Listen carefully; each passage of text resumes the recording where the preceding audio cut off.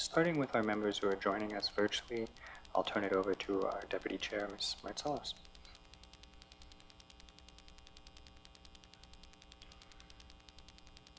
Rita Martselos, member for Thatcher.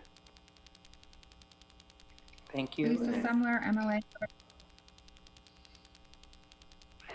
Thank you, Ms. Semler, MLA for Newington Lakes, and now I will turn it over to the members who are joining us in the room today, starting on my right. Caitlin Cleveland, MLA Cam Lake. Kevin O'Reilly, Frame Lake. Thank you, members. And with that, I will turn it over to you, Ms. Gauthier, for your presentation. Thank you. Can you hear me okay? Yes, loud and clear. Okay. Hello, everyone. My name is Brenda Gauthier. I'm the Languages Commissioner for the Northwest Territories. And good afternoon, Mr. Chair. I would like to thank the Standing Committee of Government Operations for your time today to review the Languages Commissioner for the Northwest Territories annual report for the year 2021-2022. I believe you have all been provided an opportunity to review this document. As you're aware, I was appointed to the Language Commissioner role in January 2021. I have completed approximately 2.5 years of a 4-year term. My office currently employs one office manager who is also available to support the NWT elections office when required. The annual report that we'll be discussing today covers a 1-year period from April 1st, 2021 to March 31st, 2022. During this period, I continued to maintain relationships with territorial, federal, and international counterparts through membership of the International Association of Languages Commissioners and the Forum of Canadian Ombudsmen. These venues provide me an opportunity to connect with peers, which is a great resource for best practices, experiences, and available resources. I have also established close working relationships with a limited number of language commissioners throughout Canada, the Federal Commissioner of Official Languages, the Federal Indigenous Language Commissioner and 3 directors, the New Brunswick Language Commissioner, the Ontario French Language Commissioner, the Nunavut Languages Commissioner, and the James Bay Cree Language Commissioner. I have also connected with other NWT statutory officers. It is great to have this connection, as it is great to connect with your peers to share insights and bounce ideas off of. Besides connecting and maintaining existing relationships, a lot of work is going into forming new ones. I spent the last reporting period doing outreach work to promote the Office of the Languages Commissioner and the Official Languages Act. During this reporting period, the Office of the Language Commissioner received 7 complaints. 6 of these complaints were regarding French language services and 1 was regarding the English language. Of these complaints, 2 were regarding the Department of Justice, 2 was regarding the Northwest Territories Health and Social Services Authority, 2 were regarding the Department of Infrastructure, and 1 was regarding the COVID-19 Coordinating Secretariat.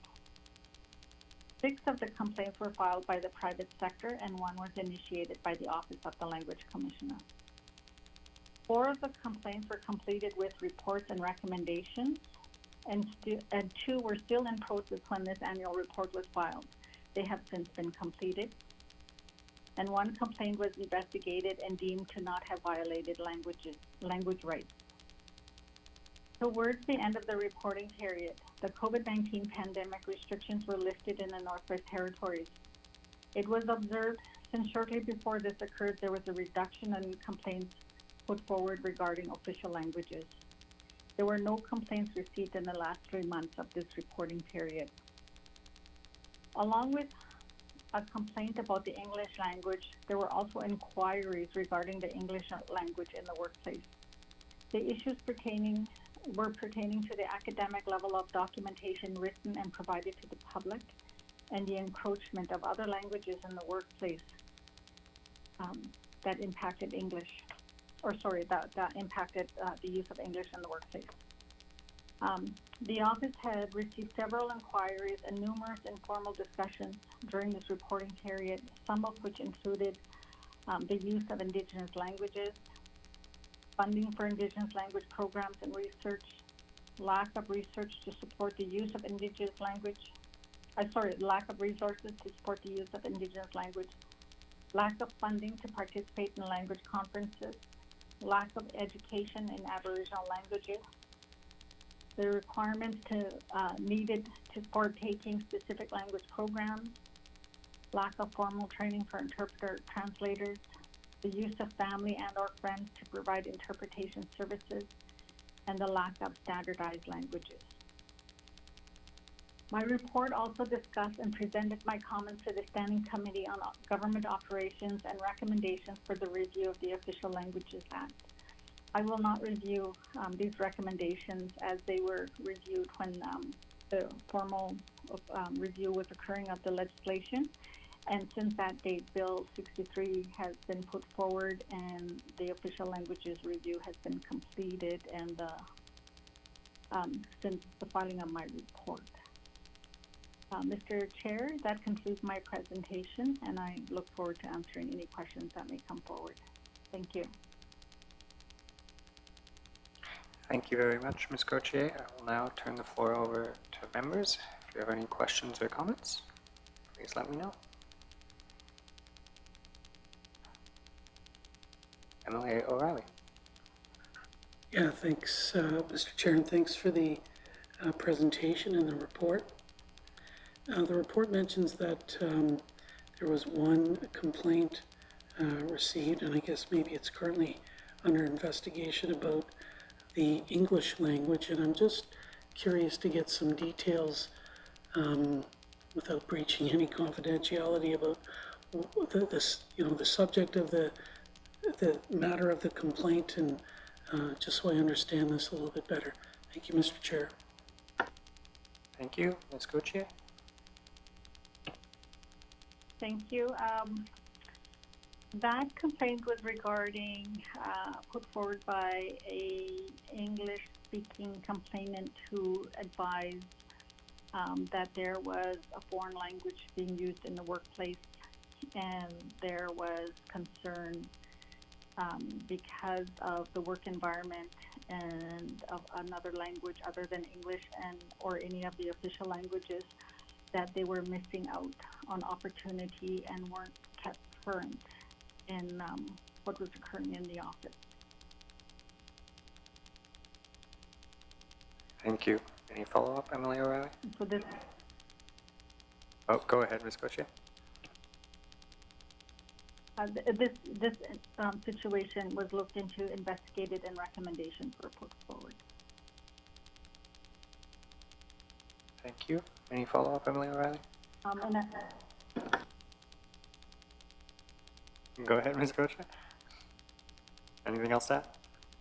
There was also, there was another inquiry regarding the English language, and that was basically ensuring or concern, and it was just looking for information where there were employees concerned about documents that were being released to the public.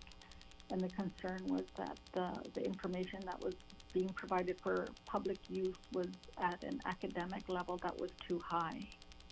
And so there was discussion. However, this issue was resolved internally and didn't have to be pursued by my office. Thank you very much. Any follow-up, Emily O'Reilly? Thanks, Mr. Chair. Yeah, I want to just go on to a different matter if I could, and I guess it deals with the what happens with the recommendations that the commissioner brings forward. Is I think the very first recommendation is that again that the Legislative Assembly respond to the report and recommendations. So I've been here 7 years, and I've heard this now from at least the last person who served as a official languages commissioner as well. So what happens is the report of the languages commissioner is tabled in the House. It's the Standing Committee on Government Operations can take it up and review it. which is what we're doing here today. The committee then issues its own report, which may involve responding to some of the recommendations that are made, or asking, the minister or the government to actually respond to some of the recommendations that are made. So the standing committee report, and then the official, the response from cabinet, that's the track record of accountability. And of course, the commissioner can write directly to the minister, him or herself, at any time, offering any recommendations. But when it comes to the recommendations in the report, that's the accountability and the process by which they're reviewed and responded to. So, and in many cases, standing committee does not have the ability, the jurisdiction, the money to respond or implement recommendations from the official languages commissioner. That responsibility really lies with the minister or cabinet as a whole. So I just thought it was worthwhile taking a minute or two to review that for the commissioner. If the commissioner has any further observations, comments, I'd be happy to hear those. Thanks, Mr. Chair. Thank you, Mr. O'Reilly. Ms. Gauthier? Thank you. I am aware of it, and I am also aware that the Official Languages Act is a little complicated compared to other statutory officers legislation in the fact that it creates three entities. It creates the languages commissioner, it creates the minister responsible for official languages, and it also creates the languages board. And it's kind of, and that complicates things. I am aware of that, because the languages commissioner's role is basically to provide oversight of what the minister responsible for official languages is doing within the GNWT. Yet that's the entity that my role is to go to strengthen the powers. So basically, I have to go to a language, the minister responsible requesting more powers for me to watch and have more power behind me to provide oversight on what he's doing. So I'm aware of that, and I am aware. And there is complication of how the standing committee reviews things, and it does go to the Department of Education to provide feedback and to strengthen my role as well. I'm very aware that it's the Department of Education, Culture, and Employment that will also be reviewing the policy and the official language guidelines that are the rules that I have to follow, yet I'm not involved in that process. So I have brought it to their attention that if they're going to update all these documents, I have to have, hopefully be included in it, or at least provide some feedback. But basically, I don't have, the way things have been occurring from what I'm seeing, when they update all the policies and guidelines that basically dictate how I do my job, I have no say in it. So that's something that's been observed lately as well. Thank you, Ms. Gauthier. Are there any further questions or comments from committee? Cleveland? Thank you so much, Mr. Chair. Mr. Chair, I'm just wondering, I know that there was discussion before about potentially increased travel for the Languages Commissioner in order to kind of really explain across the territory what opportunities exist in the office and what the Languages Commissioner, what service they can provide to different residents across the territory. And I'm wondering if the Languages Commissioner can maybe speak to why we aren't seeing Indigenous language complaints come forward, and any potential solutions that the Languages Commissioner sees for that, or if there are specific reasons why she might see it as us not seeing those complaints coming through. Thank you. Thank you. Ms. Gauthier?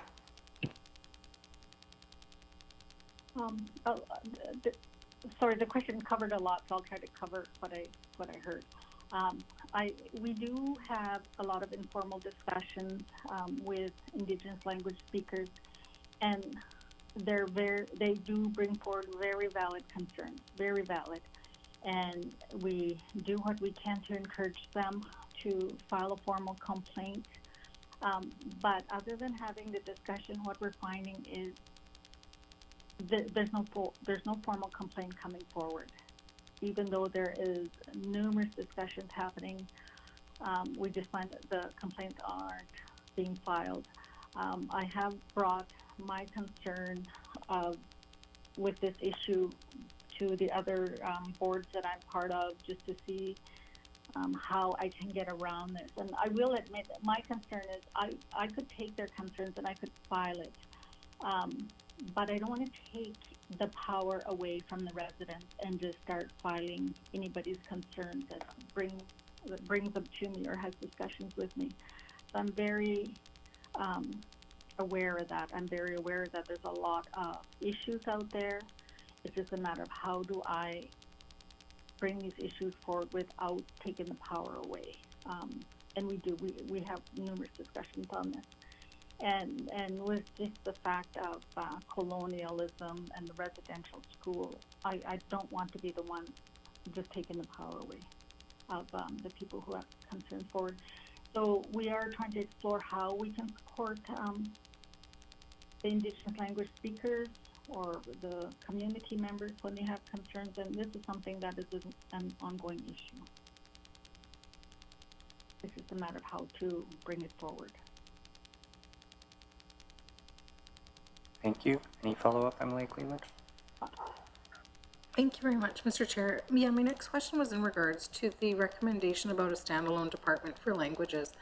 And I'm wondering if the Languages Commissioner can speak to how that would further support language development or use in the Northwest Territories, and what specifically her vision is for this type of department within the GNWT. Thank you. Thank you, Ms. Gauthier. I'm looking. Sorry, I looked at that basically through the lens of the legislation. So when I made that recommendation, I'm very mindful. There is a lot of work occurring within the Department of EC&E with language revitalization. But the legislation also indicates that the government of the Northwest Territories and its institutions are to provide services in all official languages. And I at times feel that this is lost with the minister responsible being situated and supported by the Department of EC&E. And so that's where my concern is. And I'm thinking if it was pulled away, there may be more work done on trying to ensure that the languages are heard from service providers, and more may be done to support the employees of the GNWT who are speakers of their Indigenous languages. Because if you also, and that also goes into the fact that if you look at the policies and the guidelines, it becomes community specific as to where the languages can be spoken. And so that is also concerning if you want to strengthen the languages and to support language rights, is that it shouldn't be language community specific. So I do think more work needs to be done in that regard. And that's my vision. My vision is I'm hoping that we hear the languages more so than just in the education system. Thank you. Next on the list, I have Ms. Marcellus. Your presentation, thank you for the presentation from the Language Commissioner. So there was a lot of discussion. I've had a lot of discussion with my colleagues on this whole language revitalization file, and the revitalization of languages is extremely important to save the languages of the North, especially the Indigenous languages. So, you know, I'm wondering, listening to some of your comments and the lack of, and the lack of, and the lack of, obviously, it's not important to the mandate of our government to ensure that the revitalization takes place. And I feel that you mentioned a separate department, maybe a separate secretariat designated to the Indigenous languages would be more in tune of what the Indigenous people of the North want. And I'm wondering how we could help to make that happen, because even the criteria of the people that run the department should be that they have to be able to speak the languages of the North in order to head that department. And I don't see that happening. We have lots of policies, lots of all these things that are overburdened in order to serve those even in the school system. So and I support the people at schools, because I know here in Fort Smith, both schools, the staff really support our teachers that are actually teaching those languages. But where else does that happen? If you have a bureaucratic system in Yellowknife that is telling everybody else in the small communities how to do it. If we had a separate secretariat, even whether it be in Yellowknife or wherever, and we're able to deliver the actual program and the people that are speaking the program are heading it. The speakers in the North, because I'm not one. I'm Indigenous to the North, but I don't speak the language because I was never taught it for various reasons. And I think that the people that are running that department must be able to speak the official languages of the Indigenous people in order to head that department. And I don't see that happen. I brought this up many times, and I'm just wondering how we could improve that. Like, I think that if we had a separate secretariat for our Indigenous languages, I'm just wondering how you feel about that, Mr. Chair, to the Commissioner. Maybe she can answer some of those questions. I brought this up several times. I mean, if you ask my colleagues, I've always brought it up because I felt that even within the department, there are some incredible staff in there, I'm sure, even in the language department. But do they all speak the language? Do they? I don't think so. They don't, and it's part of the whole thing. You can write everything down on paper in English on how you want to do something, but if you don't have people that are actually speak the languages of the North, you don't get to what we're looking for in the long run in revitalization. Thank you, Mr. Chair. Thank you, Emily Martselos. Ms. Gauthier? Thank you. I do agree that revitalization is important. I like what I see that the Department of Education, Culture, and Employment is doing.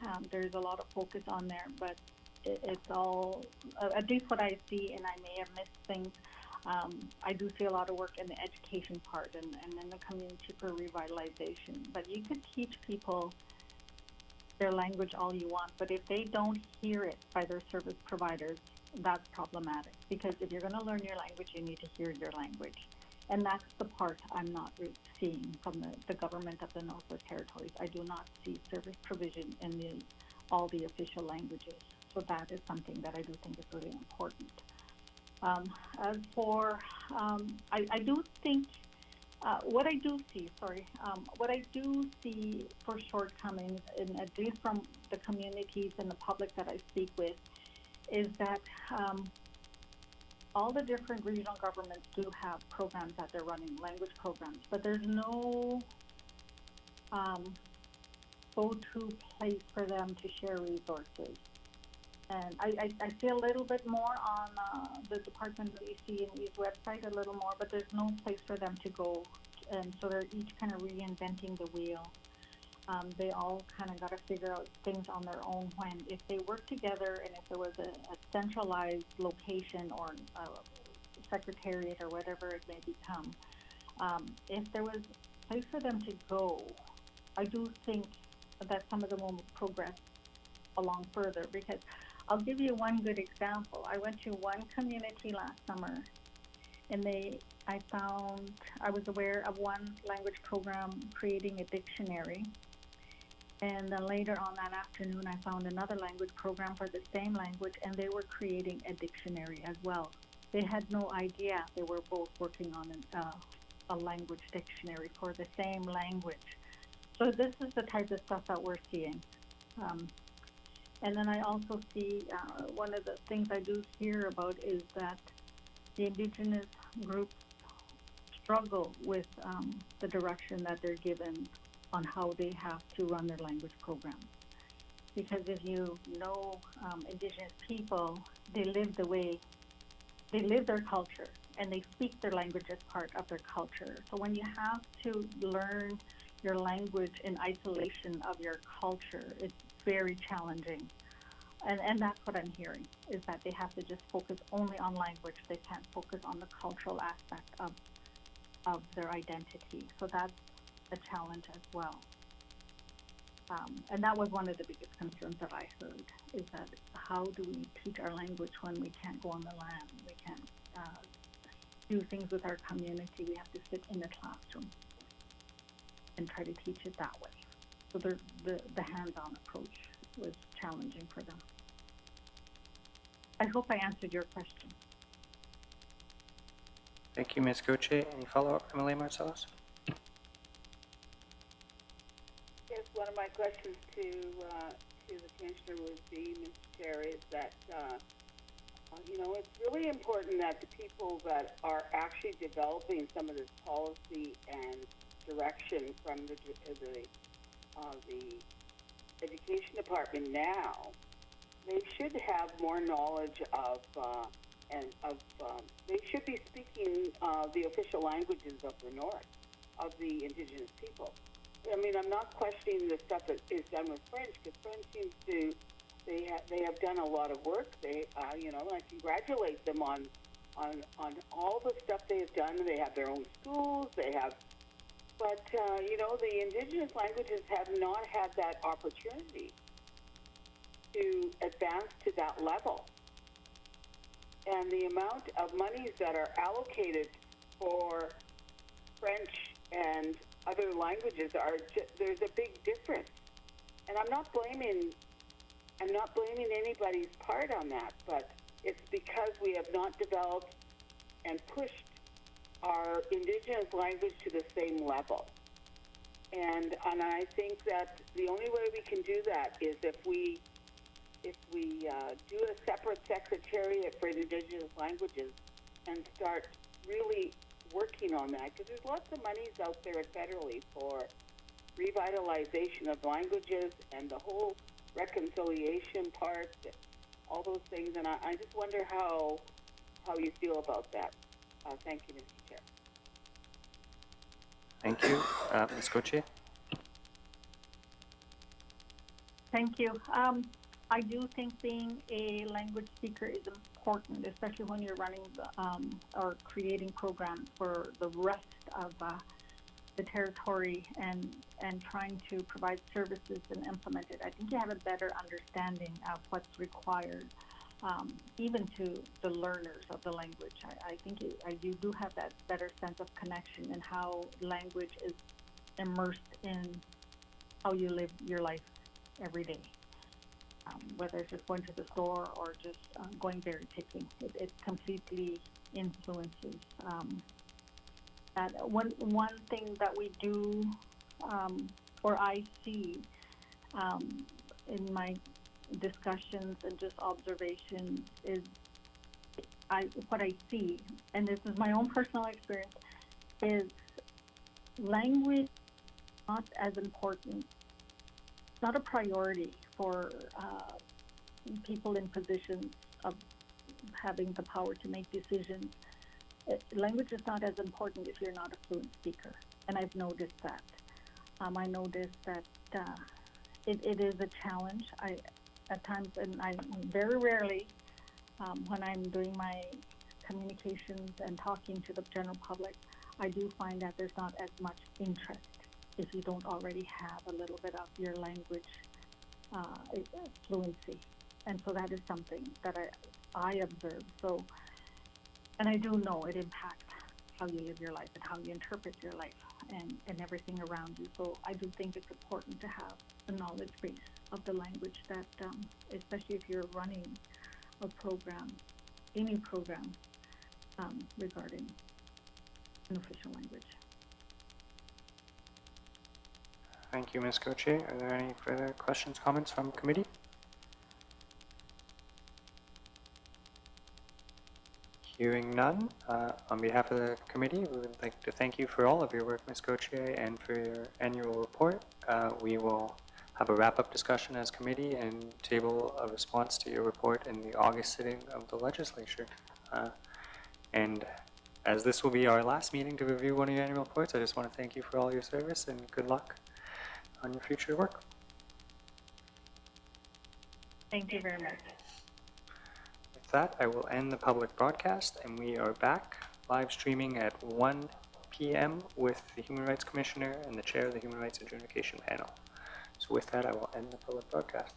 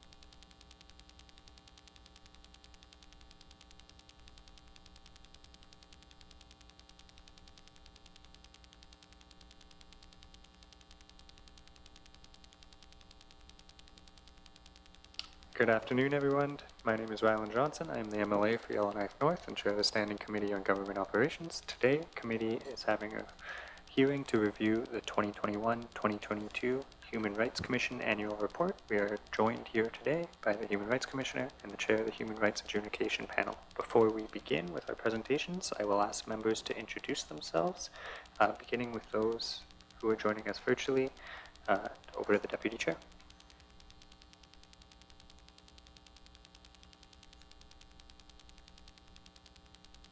MLA Martselos, can I get a mic check?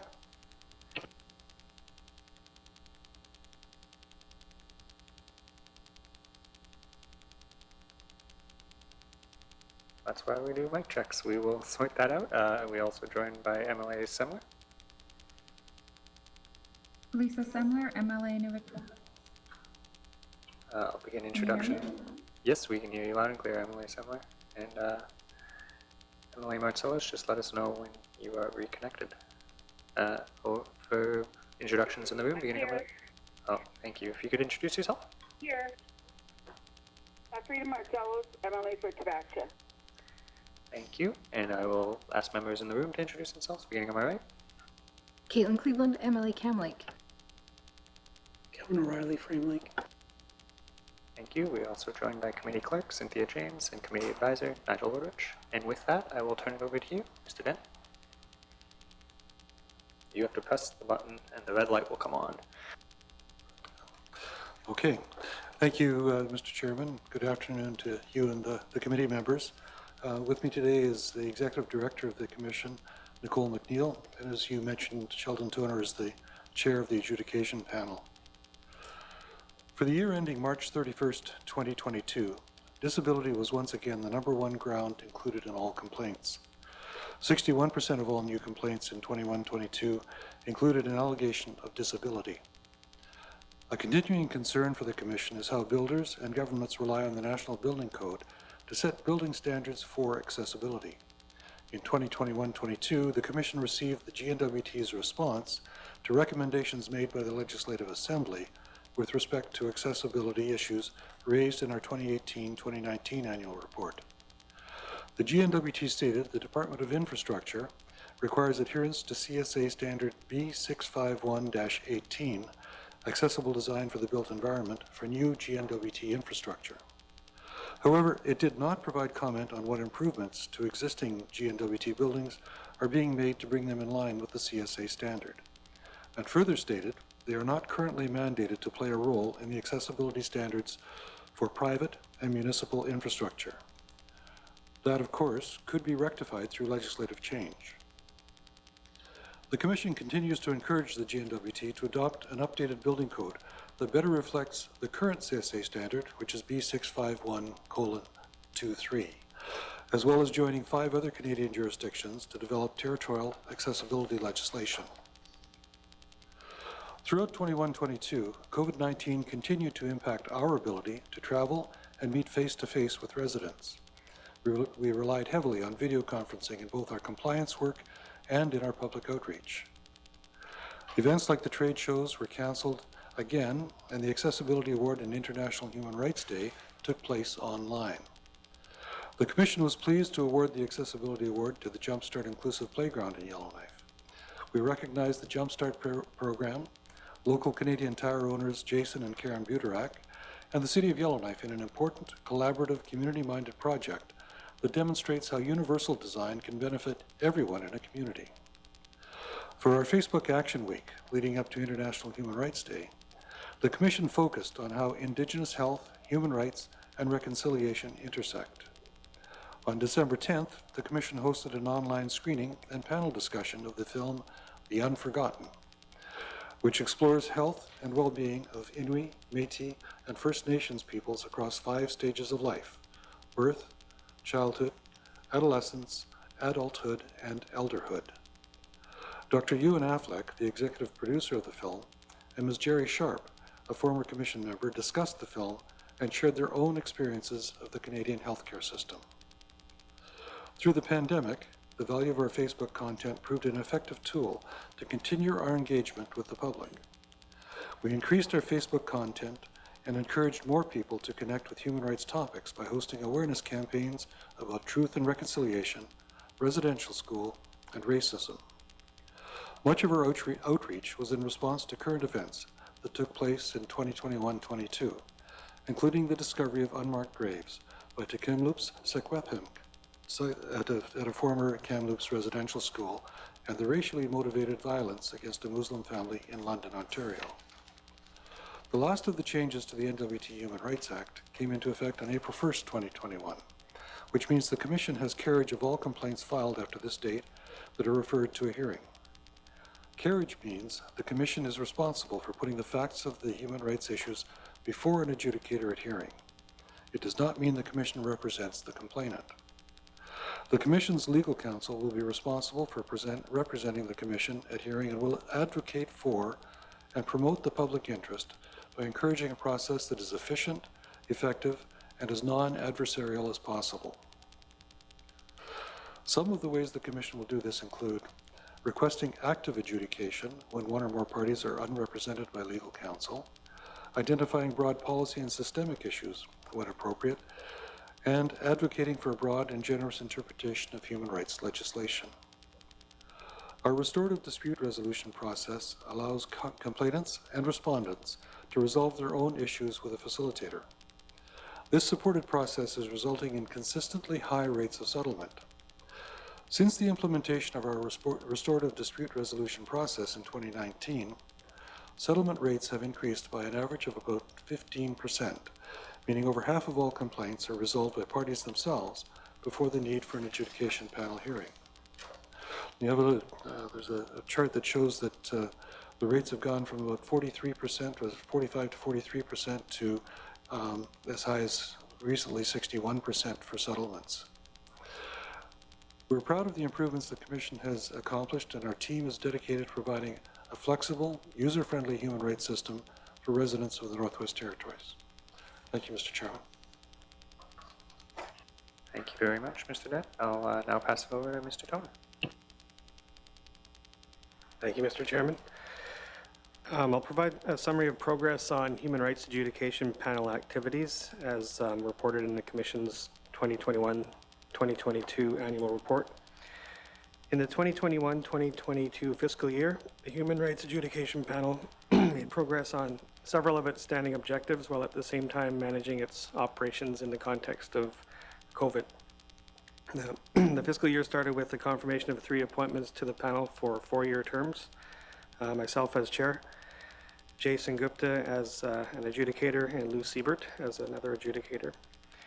This brought 1 new member onto the panel with Ms. Sengupta, as well as a returning member in Mr. Siebert, who returned to us after a hiatus while serving as a member of the Legislative Assembly. Our other 2 adjudicators current in the fiscal year that we're looking at, Colin Bale and Paul Parker, were both reappointed in October of 2022. So one of our primary objectives is ensuring the resolution or hearing of complaints and appeals referred to the panel by the Director of Human Rights. This is indeed the primary function of the panel under the Human Rights Act, to hear and decide cases. So in terms of our goals and objectives, dealing with our caseload is something we always need to do in a timely manner. In 2021-2022, I was particularly interested as the chair in making sure the panel moved through our caseload by completing hearings and appeals for all matters, but especially those dormant files that had been with the panel for some time. In the fiscal year, the Human Rights Adjudication Panel had a caseload of 17 open files being handled by the 5 adjudicators. The panel issued 3 final decisions at hearing and another 2 decisions on appeal upholding decisions to dismiss by the director. A 3rd appeal of a director's decision to dismiss was allowed, and that matter is expected to proceed to a hearing sometime this year. In addition, 4 other matters that were with the panel were settled, resulting in the files being concluded without the need for a hearing. I can indicate that the panel has continued to eliminate its backlog through the 2022-23 fiscal year, and in the year just concluded, the panel issued 6 final decisions at hearing and 1 interim decision. As a result, the active caseload of the panel currently stands at only 6 cases two of which involve concluded matters that have come back to the panel on issues arising from implementation of the award. Thanks to the industriousness of our adjudicators, I can therefore conclude the Human Rights Adjudication panel is on top of its caseload, and we continue to remain on top of our caseload. Another priority I'll speak to is providing development opportunities for adjudicators and informing both adjudicators and the public about the restorative approach to be used in pre-hearing and conferences and hearings. Progress made on those items is as follows. In April 2021, adjudicators participated in LGBTQ2S+ inclusive workplace awareness training offered by the Government of the Northwest Territories. In May 2021, the panel completed work on a set of frequently asked questions about the restorative approach at the panel, and this was posted in both English and French on the panel's website. In November 2021, adjudicators participated in interagency meetings with members and staff of the Commission, and as part of that meeting, Adjudicator Bale gave a presentation summarizing the outcomes of panel decisions over the years. In March 2022, at the end of the 2021-2022 fiscal year, the panel was preparing to return to its offices. After a year of successfully running hearings remotely by video conference, I expect to see some return to in-person hearings, but also an increased use of the remote technology. In a look ahead to next year's report, I can indicate that adjudicators participated in more interagency training with members and staff of the Commission in February of this year on neurodiversity. So in conclusion, I can indicate that going forward, the panel intends to maintain current with all its cases. The volume of cases tends to ebb and flow, so we may encounter higher volumes again in the future. And as a result, the panel will ensure that its adjudicators continue to meet regularly for professional development. If case volumes do remain low, there are certainly opportunities for review and revision of our policies and procedures, which have now been in place for some time. And all the adjudicators are interested in participating in ongoing process improvements. Thank you. Thank you. Are there any questions or comments from committee members? Emily O'Reilly?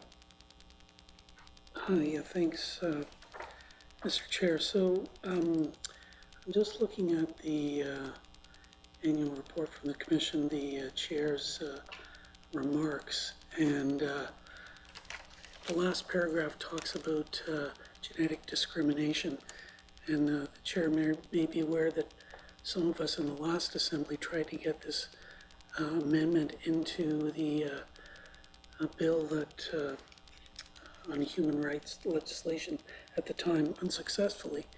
But I'm just wondering, I guess, is this a formal recommendation from the Commission, and what was actually done at the federal level in this regard? Thanks, Mr. Chair. Thank you. Mr. Dent? Thank you, Mr. Chair. Yes, this is a formal recommendation from the Commission. We do think that this should be added to our Human Rights Act. I can't speak to the specifics of the Federal Act, but the Federal Act does mention, or does provide equality rights for genetic issues. So, for instance, that would impact in particular insurance companies, which has always been a concern for the territorial government because they're territorially regulated, so, or licensed, I guess not regulated. Thank you. Any follow-up, Emily O'Reilly? Sorry, I was waiting for my mic to come on.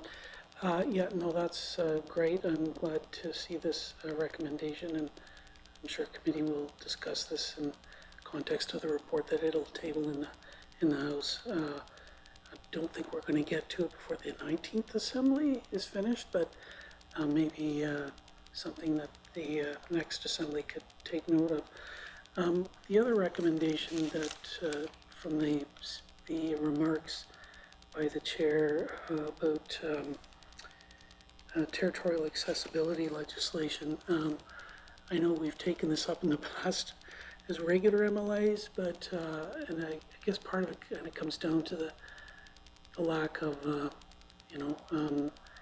building standards legislation here that could incorporate accessibility or, a territorial accessibility act or something. But maybe you can just tell us how some of the other jurisdictions, I think you mentioned that 5 other jurisdictions have already done this. Maybe you can just tell us a little bit more about how they approach this and if there's any lessons learned for us here in the Northwest Territories. Thanks, Mr. Chair. Thank you. Mr. Dent? Thank you, Mr. Chairman. The one that I'm most familiar with is the one in Ontario, and what it does is it stipulates a date by when facilities have to meet an accessibility standard, so that folks aren't hit by getting a complaint and being told that they have to fix it today.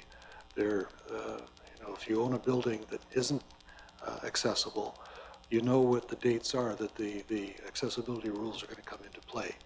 And that gives you some time, whether it's 10, 15, whatever years, because, it's expensive in many cases to make the renovations. So what Ontario did was they looked at, what's a reasonable period of time.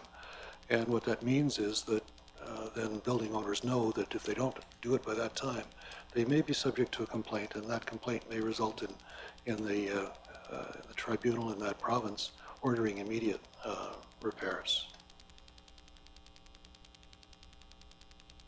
Thank you. Any further questions, comments from committee? Cleveland. Yeah, thank you so much. I'm looking at the areas included in complaints in regards to employment, public service, harassment, tenancy, are the 4 key ones indicated here, and that's on page 12 of the annual report. I'm wondering if there are kind of amendments looked at within kind of the Employment Standards Act that could be done to address some of these complaints coming forward, or if there's other kind of process or legislative changes that are reviewed outside of the Human Rights Act to prevent some of these from coming forward, or if there isn't really a relation to that act so much, and if it's found somewhere else that some of those can be addressed. Thank you. Ms. McNeil? Thank you, Mr. Chair. It's a very interesting question, actually. Nothing is striking me on its face in terms of what other pieces of existing legislation could be amended to bring down the rates we see. But I, of course, will harken back to our previous discussion a minute ago on accessibility legislation. Not that that would necessarily drive down the disability complaints in the employment sector. That those tend to be duty to accommodate type of narratives, but it may have an impact on tenancy-related complaints for accessibility. That could have a direct impact if we had accessibility legislation in the territory that would make clear to a landlord what they needed to provide, as opposed to having it be via individual complaints coming to our office. Thank you. Any follow-up, Emily Cleveland? Thank you. Someone was asking me, and it's also found on page 12, about grounds included in complaints.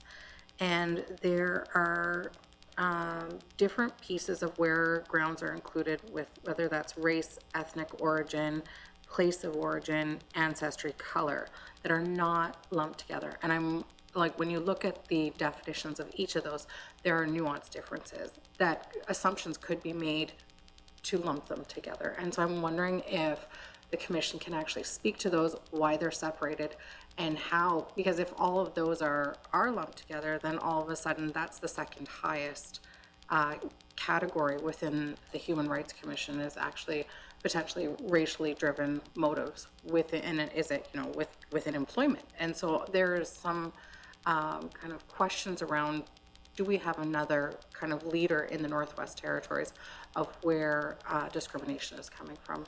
Thank you. Thank you. Ms. McNeil?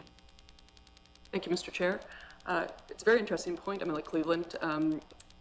The one thing you'll note in our Act is that the grounds themselves tend not to be defined in legislation. The definitions of the various grounds you see enumerated in our Act really emerge out of case law and precedent of how different tribunals and courts across the country have interpreted the various categories.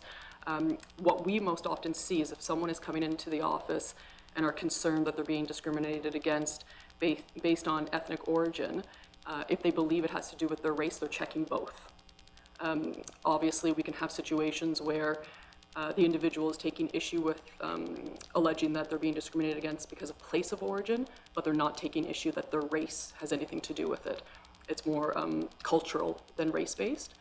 So obviously, it's very much driven by the facts being alleged in the particular complaint, but it is highlighted an area that we could be monitoring more closely to see how often there's overlap of those other grounds where race is also at play. Thank you. Any further questions, comments from committee? Emily O'Reilly? Yeah, thanks, Mr. Chair. While we've got Mr. Toner here, I've got a couple of questions for him about his remarks as well. And the first one is about, I had to actually look this up myself, neurodiversity. I think I'd heard it in the media, but I actually went online to check it out. There was some kind of interagency training that took place there. Maybe you can just tell me a little bit more about neurodiversity, the training that was undertaken, and are some jurisdictions then starting to look at neurodiversity as a prohibited ground? Maybe you can answer that for me as well. Thanks. Mr. Tony? Sorry, thanks. All right, I'll take a stab at that, although I have to admit I missed that training because I wasn't available, but the other adjudicators were there. So what I understand that what we're looking at with, and Charles or Nicole can correct me if I'm wrong, but I think we're looking at various different conditions along a spectrum of conditions that can affect brain functioning and behavior. And I think for the most part, if we see complaints coming on grounds of neurodiversity, we're going to see it fall under the category of disability, mental disability in particular. So I don't think it's necessarily going to generate another grounds or the need for another grounds to be added to the Human Rights Act. It's just something that as adjudicators and members and staff of the commission, we all need to increase our awareness about. Thank you. Anything further to add? Just, yeah, to expand on that, this is part of the reason for us having put this training on was we're recognizing that more and more individuals have difficulty communicating because they have issues that are related to their neural pathways, if you will. And what we were hoping to do with this sort of training was to make sure that staff at the commission office and the adjudicators all understood the challenges that some people might be facing and what can be undertaken in a proactive way to deal with making sure that those folks have a chance to be heard in a real way. Thank you. Any follow-up, Emily O'Reilly? Thanks. No, that's helpful for me to understand.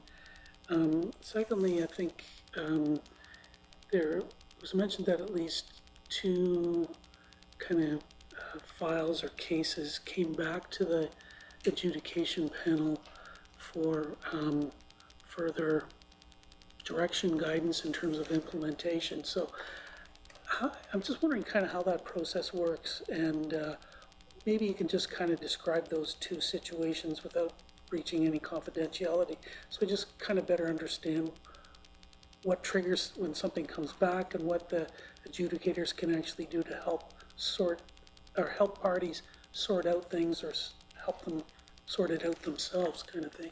Thanks, Mr. Chair. Mr. Toner? Yes, thank you for that question. It's a good one. Normally when the panel issues its decision, it's done its work. It's what we call functus officio in administrative law, which means we've served our function and we can't do anything further. Now with both of the decisions that have come back to the panel, they involve cases of awards made where the area was the provision of, I think there was provision of services in one and tenancy in the other. In both cases, the ground alleged was disability. And so there were some changes that were ordered by the adjudicator to be made to physical premises. And so issues have arisen about whether those orders were fulfilled. So adjudicators sometimes will attempt to maintain their jurisdiction by saying that they'll remain seized of a matter so that it can come back for that type of thing. One of the cases that has come back to us is one of mine, and I took that step at the end of the hearing just because I thought there might be a possibility this could happen, that there'd be implementation issues down the road. And now there is a jurisdictional question about that, which will probably be contested with one of these two matters that's come back, about whether an adjudicator is able to overcome the ordinary concept of functus officio by maintaining jurisdiction. So that's one of the issues that I'll probably have to determine here in the next year with one of those cases in particular.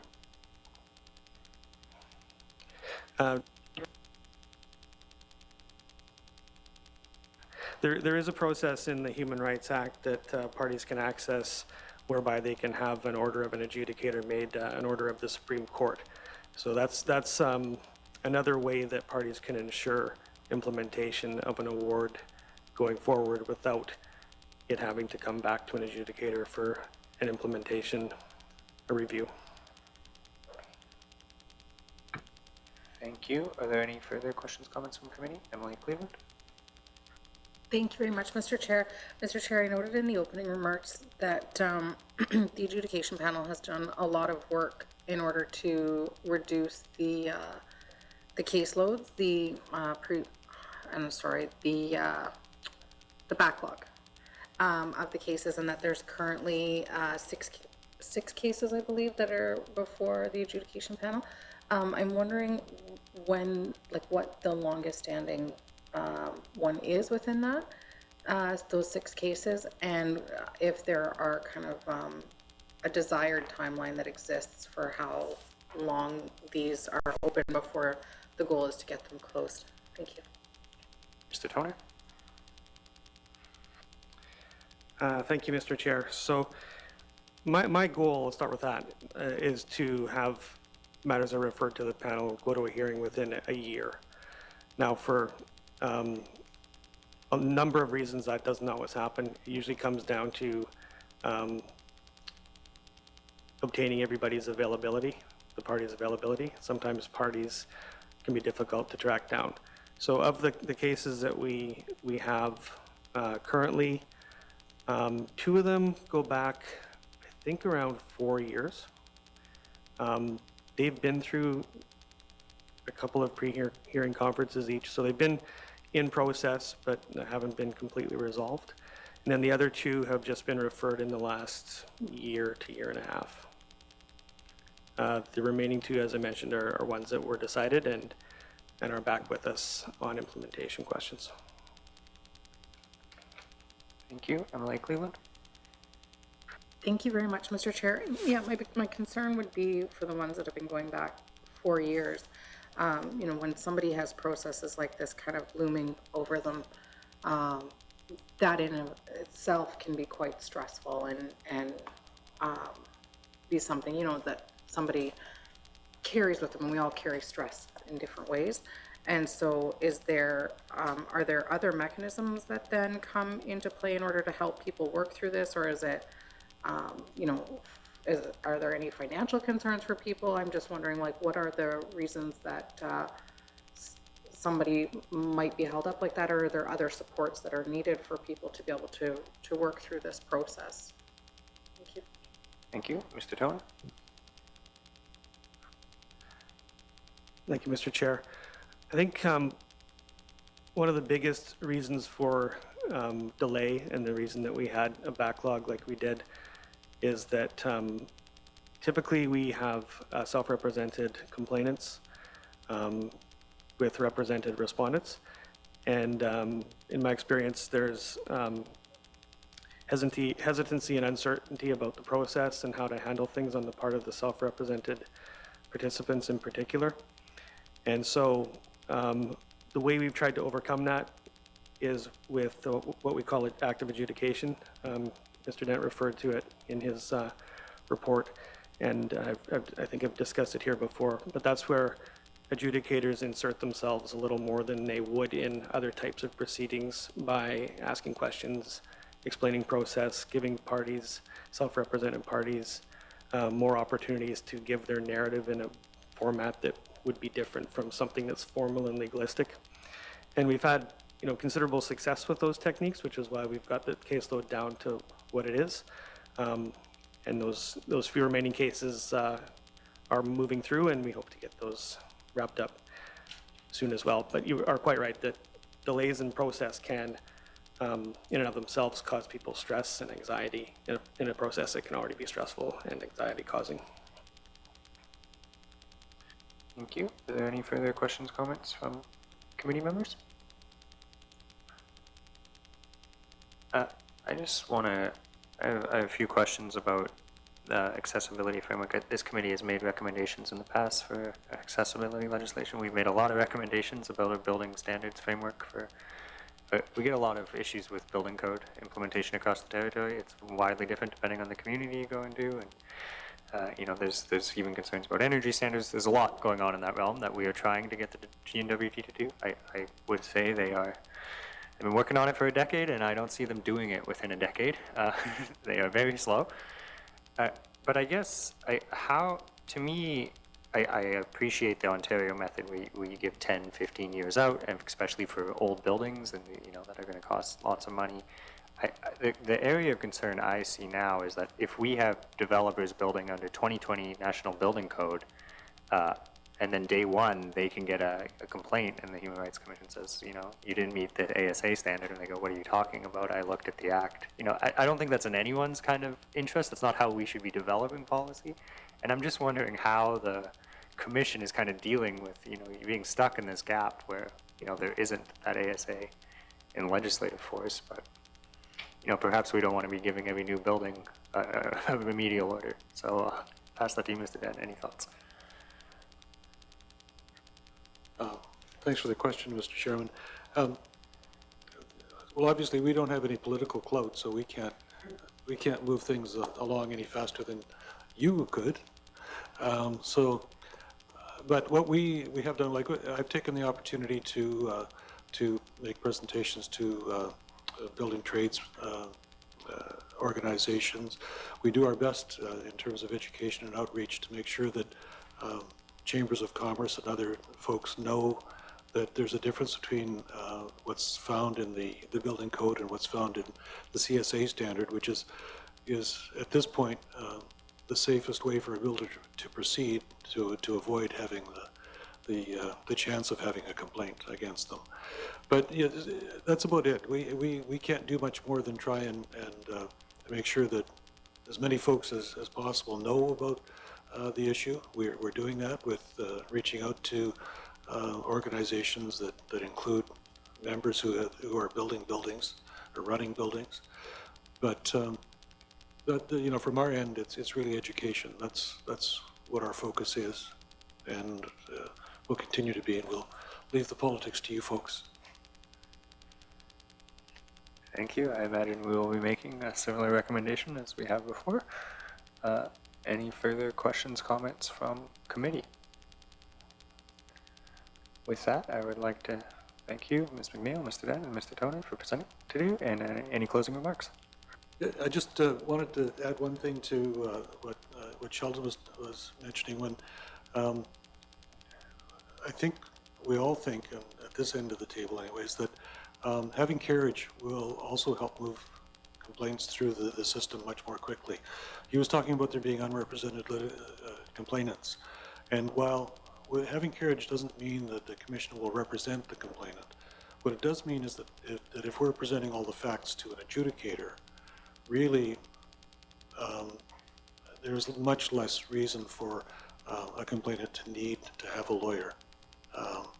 And so we think that will help to speed things up, because As he said, it's typically the delays are because there's a lot of uncertainty. When I was appointed to this position, you really, it was, especially when it was adversarial at the adjudication panel, you really had to act like a lawyer. You had to be able to go in front of the adjudication panel, present precedent, show the arguments, and provide evidence properly in order to have your case heard. So there aren't many self-represented folks who can do that. Now, with active adjudication, it's gotten much easier, much faster, but the final step will come into play when the cases in front of the adjudication panel are all presented by counsel from the Human Rights Commission. At this point, the old ones were complaints that happened before we had carriage, so they're still self-represented. But going forward, that system will change. So it should make things work a lot more quickly. Thank you. Any further questions, comments, or from you? With that, I will end the public broadcast. Thank you very much.